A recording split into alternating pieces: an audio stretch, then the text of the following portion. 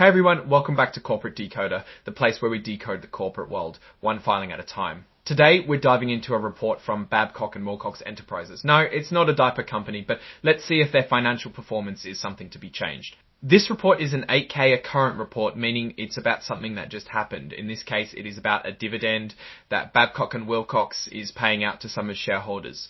Before we get started, if you like getting straight to the point insights from corporate documents, make sure you're subscribed. We also have a Discord community linked in the description below if you want to chat about this or any other corporate filing. This 8K filing tells us that on Babcock and Wilcox Enterprises' board of directors decided to declare a dividend. A dividend is a payment made to shareholders, essentially a return on their investment.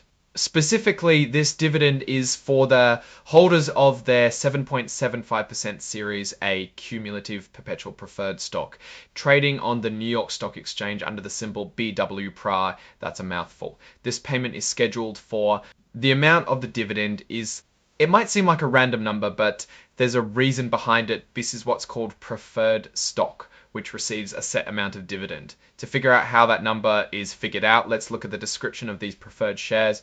Looking at the report, we see it's a 7.75% Series A cumulative perpetual preferred stock.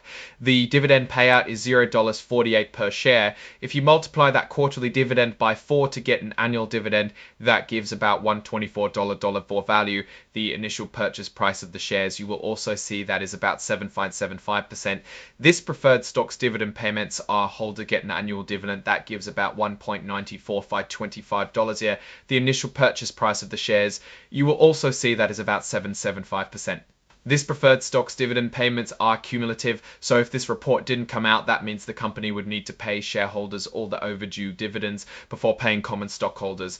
It is worth noting that Babcock and Wilcox has other securities registered pursuant to Section 12 by U of the Act. Among them, scroll format, Kixt Sex Namin, New York Stock Exchange name and New York Stock Exchange Namen New York Stock Exchange name and New York Stock Exchange name and New York Stock Exchange nan.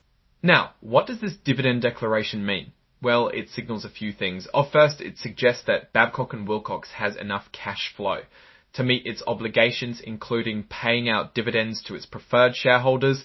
Paying out dividends can be a sign of financial stability.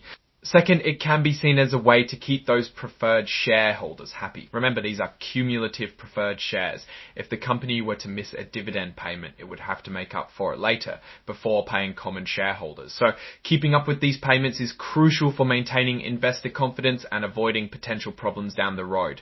Third, it could tie to promises and contracts the company had with those investors to get invested, often at critical times such as bankruptcy.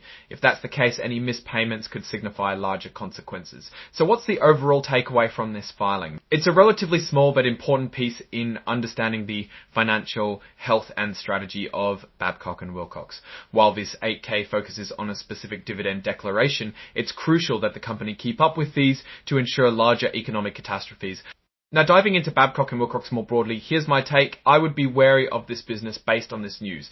This company seems to be promising very high yields for its preferred shareholders, and a 7.75% return is very high for a business that doesn't seem to be growing extremely quickly relative to its peers. So, given those considerations, I would be wary about where the company might be heading. It's possible this is a strong business, but the fundamentals aren't adding up for me. Alright, that's our breakdown of Babcock and Wilcox's latest filing. What's your take on these numbers and what they signal for the company's future? Drop your thoughts in the comments. If this video analysis was valuable, hitting that like button really helps, and subscribe for more deep dives. Don't forget to check out the Discord in the description. Thanks for watching, and see you next time.